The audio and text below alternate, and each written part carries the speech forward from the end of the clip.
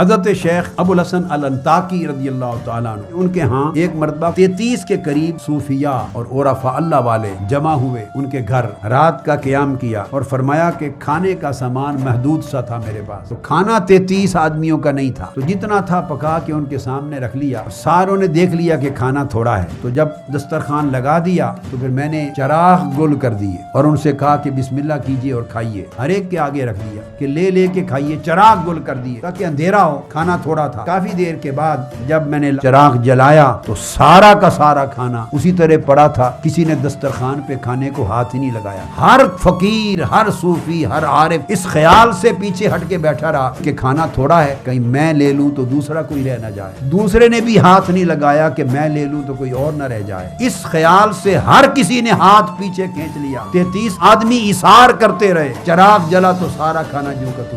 یہ ان اولیاء صوفیاء کا حال ہے۔